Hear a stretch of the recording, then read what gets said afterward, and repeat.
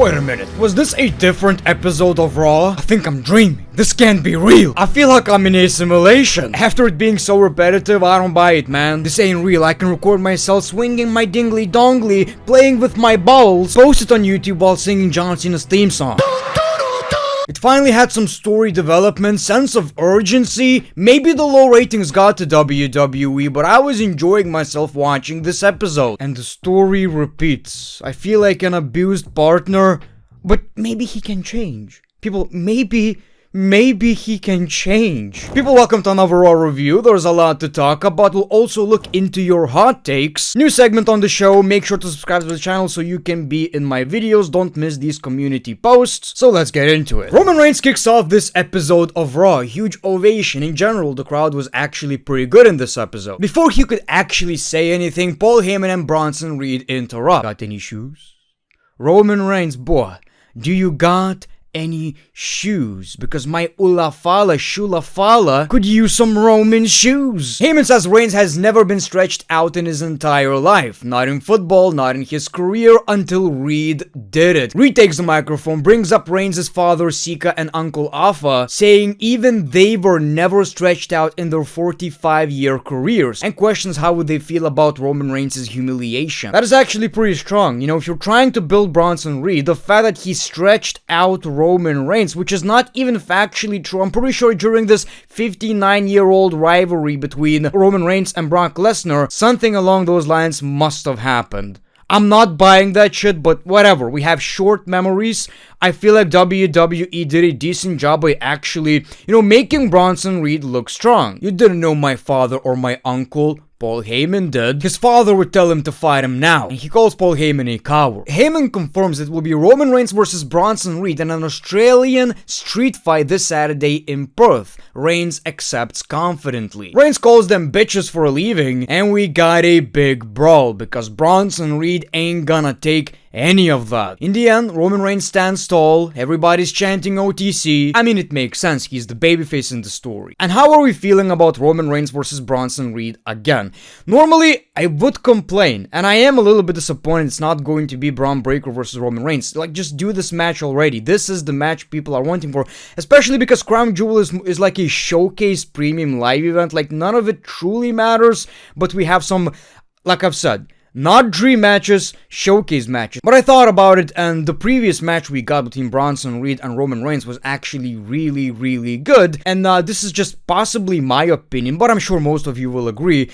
Braun Breaker has a lot more aura than Bronson Reed. He's the more popular one. He's definitely the future of the WWE. So in a way, I guess I can appreciate the fact that Bronson Reed is getting some opportunities, getting his TV time with Roman Reigns, who's, in a way barely on WWE television anymore. And, on a personal level, if we're not talking about wrestling, I can actually, be happy for Bronson that he's getting these kind of opportunities. Like, imagine you're a professional wrestler and you're in a rivalry against one of the biggest wrestling stars of all time. Now, I'm someone who's feeling very, very, weird about division. Sometimes I like what they're doing, sometimes it gets really repetitive.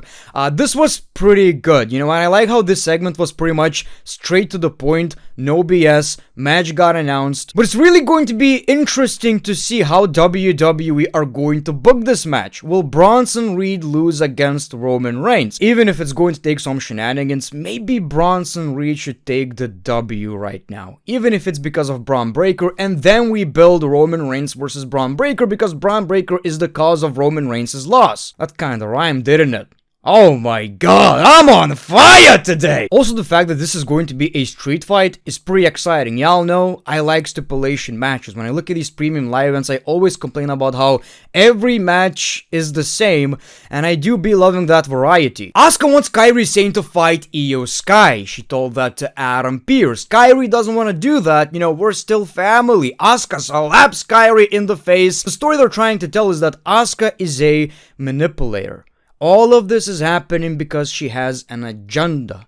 She knows what she's doing. She basically sees that Kairi Sane, is not necessarily picking sides yet. Obviously, she's with Asuka, but she feels kinda weird about doing this to Io Sky. She doesn't want to break this family, this friendship, and Asuka is putting that to the test. She's putting her in a match against Io Sky to fully get Kairi Sane on her side. And like I've said on this episode of Raw, even these subtle moments gave us some story development. Roman Reigns is walking backstage, we see the Usos. Jimmy Uso cannot believe they talked about Uncle Alpha and Sika. What was interesting about this segment is that Roman Reigns was a lot warmer to Jay. It was one of these moments where, what up, Jay?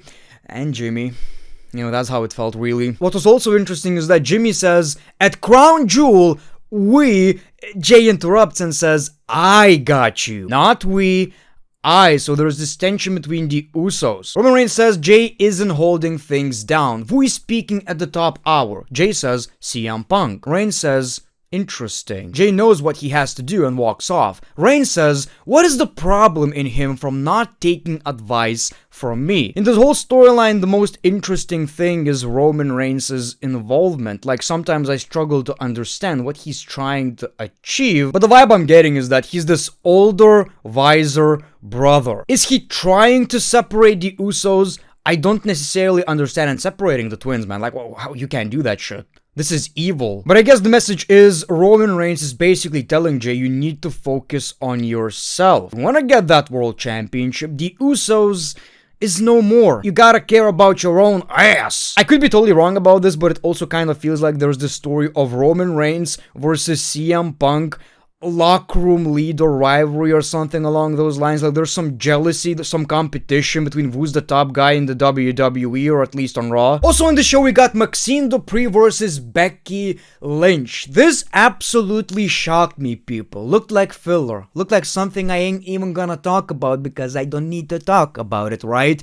But this was by far the best Maxine match ever, and this doesn't mean much because, well, Maxine is not necessarily, a very good wrestler. But what I'm trying to tell you is that even by normal match standards, not Maxine Dupree, she's a newbie standards, this was really good, and the crowd made it 10 times better. I like the story they tried to tell. She's obviously the underdog, but she improved a lot. And what shocked me is that she actually won by countout, a counter that actually made sense. Obviously, she cannot beat Becky Lynch, but technically she still won. And very rarely I actually like these finishes, but I kind of liked it because during the entire match, people were really rooting for Maxine Dupree, LA Knight's sister. And personally, I feel very happy for Maxine because she's been eating so much shit from wrestling fans over the years, man. Like, let's be honest right here. If people are going to list the worst wrestlers in the WWE, she would be at the top of the list. And I'm just saying it because I know people are saying it, right? I'm not the only one who says it, the internet says it. Did being in a match against Becky Lynch, one of the GOATs, helped? Absolutely. I'm just saying that is a big improvement from being just one of these, she looks good, let's see what we can do with her. She actually had a great match. Lara is warming up backstage. Bayley was acting absolutely crazy, asks if she can be at ringside. Lara agrees. That's when we got Lara Valkyria versus Roxanne Perez. This was a good match. I gotta say, every match was actually pretty interesting. If the match itself wasn't that good, at least we got something after it. So Roxanne Perez wins the match, but Bayley says, let's go kick her ass. I think she's kinda nailing this crazy gimmick. It's kinda interesting how WWE are using the 4 horsewomen right now. Well, what they have left. Becky is pretty much in the mid-card, right? Even though the title reign is pretty good. Charlotte Flair is in a tag team, which kinda made fans actually like Charlotte Flair. It's kind of crazy how it works, right? You see someone who's been getting these opportunities, people get tired of them, but once she said, okay, I'ma give other people the opportunities to get over, I'ma be in a tag team, and people like her all of a sudden. You know what I'm trying to tell you? And now Bayley is basically making Lyra look good, making other women look good who are working with Bayley. Is it too early to use them in this legend status? I don't know, but that's exactly who they are. They're legends at this point. It does seem like eventually this is going to turn into a tag team, and I do see some potential in Bayley and Lyra versus Charlotte and Alexa Bliss. How crazy it is, people, to see AJ Styles TNA footage in the WWE. That is absolutely nuts. Like, people, I've been watching this stuff for, like I've said, since 2004. Yes, I was 4 years old when I watched Randy Orton and Batista oiled up. I was like, holy shit, this is the greatest thing I've ever seen. This is the greatest thing I've ever seen. Batista sounds like, in Lithuanian, like he sells shoes, by the way. I was like, this shoe-selling man, I like him. I like Randy Orton more. Whatever. It's crazy because we never thought we would see this day when TNA and WWE are working together. So even right now, with this partnership going on, seeing footage, it's really, really weird. Jackie tried to interview AJ Styles, Judgment Day interrupts immediately. Dominic Mock Styles says, you couldn't beat me, you're trying to beat Cena? Balor warns Styles about challenging for the tag team titles. You're making a big mistake. Styles fires back, you're a tough 3-on-1, but I'll get Dragon Lee, a partner of my choosing, for a 6-man tag team match tonight. You know, a 6-man tag team match doesn't necessarily excite me, people, when it comes to WWE. Let me be completely honest with you. You know, I'm getting flashbacks. People. But this was not the main event, so at least there's that. And I mean, the match was good. So AJ Styles gets Penta as his second partner. Then we see Bayley and Lyra attacking the Judgment Day. And I feel like that was kind of cool too. You know, when it comes to Lyra Valkyria, I really like her matches. She's really, really good. I always felt like she needs the balls. Yes, Lyra Valkyria needs testicles. She needs balls. And that's what they did right here. They actually acted like not necessarily heels, but badasses. And that's exactly what she needs. You can't be the smiling babyface all the time. So with the influence of Bayley, she's actually getting some character. I will say though, Adam Pearce seemed a little jealous. You know, as a big balls enthusiast holder, pumping like I always say, he saw that there's competition. And when Adam Pearce sees competition, it's not a good thing. Are we going to see Lara versus Adam Pearce? Texas Ballsack Tornado match. CM Punk comes out, huge ovation. He starts singing some reference to the city. Man, I have no idea. You know, you don't expect me to know this shit, right? He thanks the fans for welcoming AJ Lee back. Now, when it comes to AJ Lee, by the way, are we actually, like, we're going to see her in the WWE again, right? Like, that wasn't a one-time thing. Because right now, she has no storylines, no nothing. And I hope that's not the case. He talks about Cody versus Seth Rollins. He says, I promised not to interfere. And he also said this is not a title match and told people in the locker room not to give him shit. He's complaining about WWE booking like us. He's basically saying this match doesn't matter, but I'm gonna pretend it matters. For the record, I'm happy this is not a unification match. We don't need that shit right now. He reminds everyone he already beat Rollins this year and plans to end the year the same way. There's a fan saying you deserve the title. Punk responds by saying I don't deserve it, I've earned it. Which is exactly what AJ Styles keeps saying. You know, when people say I've deserved it, I didn't deserve it, I've earned it. Sometimes I just remember these random ass things, which kinda helps in situations like this, I guess. Yes, people, Seth Rollins and CM Punk is still a thing. How are we feeling about that? I'm not saying the story was bad, but, you know, I guess my biggest problem with CM Punk being in the Seth Rollins vortex is that, you know, CM Punk doesn't have that many years left in the WWE. He's on the older side. And when you look at a talent like that, you're like, I really want more rivalries, more different matches, like get the most out of it, because we know the time is limited. LA Knight interrupts, says Punk's a legend, but lately just known as a husband, not a champion. You're the worst champion I've seen. Me on the other hand, I've pinned Rollins before, and that puts me first in line for the world title. Punk says you've never ever been a world champion in the WWE. It's one of these promos you need to watch because it's all about the tone, you know, how they acted. But I have a question for you in the comments below, people. Who would you rather see ending Seth Rollins' World Championship title reign? LA Knight or CM Punk? I honestly have no idea. Like, part of me wants CM Punk as a champion because we got that for like, I don't know, 5 minutes at most. On the other hand, I'm like, is LA Knight ever going to win the championship? And is there a perfect time than actually being in a rivalry against Seth Rollins, being in all of these main events? Maybe it should be LA Knight. Jay interrupts and says he's next in line. He reminds everyone he never got his rematch after losing the championship. Whoa. That rule doesn't exist anymore. I remember WWE decided this rule doesn't exist anymore when The Rock was winning championships in like 2011 or 12. Whatever it was, because they realized, well, we can't get The Rock. So they said, well, the rematch clause that doesn't actually exist anymore. Should it exist? Probably, right? Nightfire's back. You had your shot and lost it. You're just not Roman enough. You should focus on being a tag team wrestler. This felt personal, people. I feel like that's another story WWE are trying to tell, that Jey Uso is still in the shadows of Roman Reigns. He can't be as good as his cousin. Jey super kicks LA Knight. Punk says, I understand your passion, but you're behind me in line for the championship. And he also called him Little Roman, and that's when we got this brawl. Jimmy tried to separate them. Eventually, Punk puts him down, and that's when Jimmy decided to attack CM Punk. So all of this is getting repetitive. I understand, because it ends the same way. Division, Punk, LA Knight, Jimmy, Jay, whatever. It's the main event of Raw. It's a tag or six-man tag, whatever. And somebody stands tall with no actual story progression. So at least we got something right here. We actually got something. Also, I want to say, look at how Jay and Punk are dressed. Looks like they're about to give you the best yoga session of your life, man. They're about to stretch your back like nobody else could. We got Kairi Sane versus Io Sky. This was a great match. And like I've said, the story was told. Can Kairi Sane finally just focus on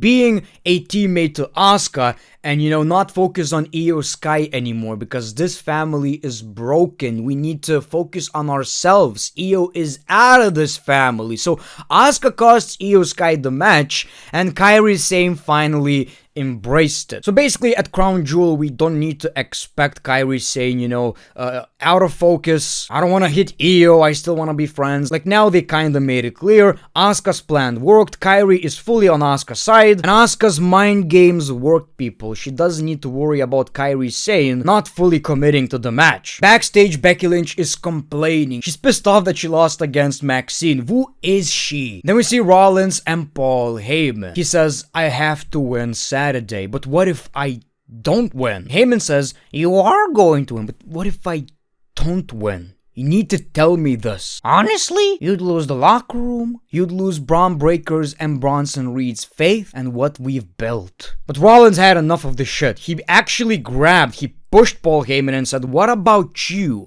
How do you feel about me losing? And Heyman says that honestly, if you lose to Cody, I'll have to ask why I picked you over Roman Reigns. I don't know what it was about this episode. It's like some of this shit actually, it made sense. It wasn't as basic and generic as always. And I'm kinda shocked. You know, there are so many episodes I've just missed. I watched the episode, I didn't make a review because I had nothing to say. And now WWE are giving these, you know, small details that are really worth talking about. For example, yes, it makes sense that Paul Heyman should be questioning, why did I pick Seth Rollins if he loses against Cody? Now he's a secondary champion. And you know, I like the fact that we got Seth Rollins and Paul Heyman interacting in the first place. It always seemed like they have no chemistry. They barely talk to each other. And now Paul Heyman feels like he is a big deal in this faction again. Because, you know, that was my problem with the division. Paul Heyman never felt like he actually belongs in the faction because he's not adding anything. Seth Rollins is already great on the microphone, and Paul Heyman had nothing to offer. We see Bloodline backstage again. Are you protecting Punk? Jimmy tells Roman, we are not like you. Roman says, when your bro won the title, you became more like me and less like you. Roman with some Linkin Park lyrics. If you want to help your brother, you need to get out of his way. I hope whatever WWE are teasing right now is actually going to happen, because Roman Reigns' involvement in this is kinda interesting to me. I just hope it's not some random shit WWE does and never follows up on. We got the Judgment Day versus AJ, Penta, and Dragon Lee. Styles couldn't even talk. He got interrupted, so I thought, oh my god, we are not gonna hear anything about John Cena versus AJ Styles. The match was really fun. Like I've said, you can't get me excited about six-man tag team matches on Raw, but with the talent involved, obviously it had some moments. Now, obviously the babyface team wins. Styles grabs the microphone, stands on the commentary table, and says, this match at Crown Jewel against John Cena doesn't need a story. It writes itself. They will dance for the last time and leave it all in the ring. It will kick ass. I feel like it could have been nice, you know, see at least once AJ Styles and John Cena in the ring, talk about their past, talk about how I was the face of TNA, you were the face of WWE, all of this shit, right? I wish we got this segment. Now, AJ Styles is right. Obviously, this is a dream match at this point, and we're happy we're getting it, but at the same time, is it really an excuse? It would have been pretty cool hearing AJ Styles basically saying during the segment we would have gotten that, you know, my time is also kinda up. So before I end my career, I wanna be John Cena. You know, subtle things like that. We see LA Knight and CM Punk backstage. Punk says he doesn't want this match because it doesn't get him closer to the World Heavyweight Championship. LA Knight says, I don't want this match either, but we gotta do what we gotta do. And they're obviously talking about the tag team match that was announced by commentary, I believe, like, either I completely missed it, I misheard something, but I think it was just announced by commentary, right? So we got LA Knight and CM Punk versus the Usos. It's so weird watching them wrestle with t-shirts on. Like this is some kind of training, like they don't really give a shit. But everybody in this match is basically in a rivalry. LA Knight doesn't like CM Punk, he doesn't like the Usos. CM Punk doesn't like either of them. Jimmy Uso doesn't like anybody, but he's still probably the one who's trying to glue everything together, right? Like he's the most sane person right here. Jay is just focusing on himself. To me, this match kind of felt old school in a way. And I'm talking like 2008 old school, right? 2008 is now called old school. I think we used to get these matches, right? When you just have a bunch of babyfaces fighting. And it's so weird because I was not excited about Raw, man. I didn't care. I thought this is going to be a horrible show. But maybe the way the show just flowed, maybe the way they built this match, I didn't hate this Raw. Was it necessarily great? I don't know, it was just better enough than anything we've seen for the past month. So the story in this match is pretty clear. We got a GTS, LA Knight tags himself and takes the W, which was pretty badass. So, you know, they didn't necessarily even look dumb. You know, normally they would start fighting, but they won the match and LA Knight still, you know, got the upper hand. And as a big fan of LA Knight, I'm pretty happy. You know, finally, when you think about it, he is in the main event. And that is good. He's in the main event of the flagship WWE show right now. So as a big LA Knight fan, I can appreciate that. That was a decent episode of Raw. All things considered, I actually enjoyed it. Which is crazy because lately it's been really hard to enjoy anything WWE are doing. It's like watching the same episode over and over again. What is there really to talk about? So at least, sure, you can't change the storylines in 1 week, but some subtle hints, subtle storyline developments. The show felt kinda smarter in a way, if that makes any sense. But it's time to see what you guys have to say about this episode of Raw. I actually love what they're doing with Jay's character. This is exactly what he needed. This is what we should have seen after he won the world title. Yeah, it's kinda crazy how it's a bit too late, you know, it's a little too late. Jey Uso is not just a eating man anymore. We do love eating, right? We love eating. It's all fun. The crowd loves eating. But it's like all of a sudden WWE realized months later, months too late, he still needs a character. Yeah, he needs to actually have a character, and the catchphrase is, sure, it's good for the merch sales, not necessarily good for television. One of the most annoying shit I've seen in the WWE in the past few years is Jey Uso entering yeeting. Stops, music continues, yeeting. And then maybe one more time. I really wish WWE tried something like this when he was actually a champion. Bayley and Lyra are becoming a fun duo. I'm excited to see this new vicious side of them. This is pretty much exactly what I was talking about. It's like Lyra is growing balls. She's growing balls, people. She almost feels like a mentor to Lyra, you know, the way she just said, let's kick their asses. I like that. Nowadays, one thing that barely works in the WWE anymore is a smiling babyface, you know, with no character. We don't buy that shit anymore. People are not like that. And not stealing a win was the best ending of Raw in a long time. It wasn't anything special, but it was a pretty badass moment. I guess the biggest thing I liked about it is that LA Knight still won the match. It wasn't just like attacking Punk mid-match and we lose it, we don't give a shit. He just sent a message to Punk. He outsmarted him. He outsmarted everybody in this match. Maxine got potential. All she needs is Otis as a manager. Yeah, we talked about Maxine. Like I've said, it's crazy how much she grew in the WWE already. Like just a couple of years ago, she was just basically a running joke. Like, oh, she looks pretty, she's horrible at wrestling. But finally, Something is clicking. When it comes to Otis, isn't that already a thing? AJ Styles should be more involved in the main event scene as he nears the end of his career. Yeah, unfortunately, he's not gonna get the same treatment as John Cena because, well, quite frankly, he is John Cena. My problem with AJ Styles is that at one point, like in 2016, 17, 18 probably, he was the top guy. And AJ is someone who's still really good in the ring. When you look at these storylines with LA Knight, Punk, Usos, all of this stuff, right? Even on SmackDown, you always wonder, AJ Styles could probably add something to it too.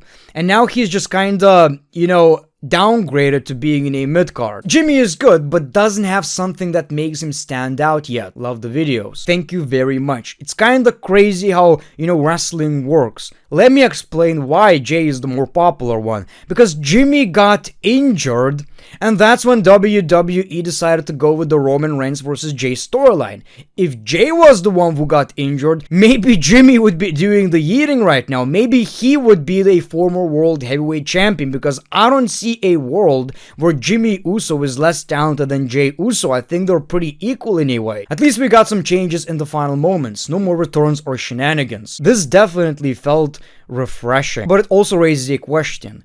Is the only time we can expect something good to happen in the WWE is when WWE are getting roasted for weeks and being shit on. I'm getting really tired of CM Punk's character. I think he needs to have change of character or a heel turn, or turn him into an in-betweener at least, because every single promo of his just feels the same for me at this point. I'm the best in the world, I want a world title shot, get in the back of the line everyone else, hello people, I love you. Like, yeah, I get it, but maybe make him do something else. WWE creative? I sort of agree with your point, but at the same time, when you look at the material CM Punk's been given, being in the same storyline for, I don't know, it feels like 2 years right now, I'm surprised he can still cut a good promo. I'm surprised he can still somewhat make it work. I understand your point though. I want the CM Punk we saw in the Drew McIntyre rivalry back. More serious tone. Every time someone cuts a promo by thanking the fans or enjoying the crowd reaction, I understand that, I get it, but kinda makes you believe what we're about to see is not as serious as we would wish. I want CM Punk with bloodshot eyes just screaming, looking like he hasn't slept in 10 days. Becky Lynch's women's Intercontinental title reign is one of, if not the best women's title reign in the past 5 years. I don't know about that, but I'm really enjoying it. I'm really enjoying it. Like, the difference between the Intercontinental Championship and the United States Championship is just immeasurable, people.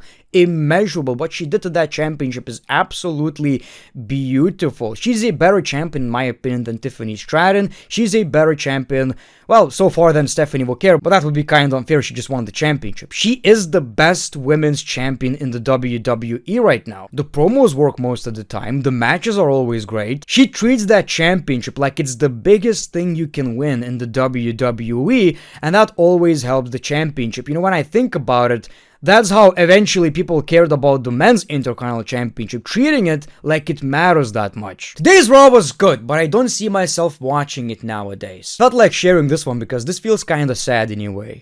WWE lost so much reputation, and that's a question I wanna ask you to end this video. What would it take for you to watch WWE again if you're not watching it anymore? What would it take? Let me know what you think in the comments below. As always, like, subscribe if you already didn't. The great one, peace, love, and hugs. It's been a pleasure.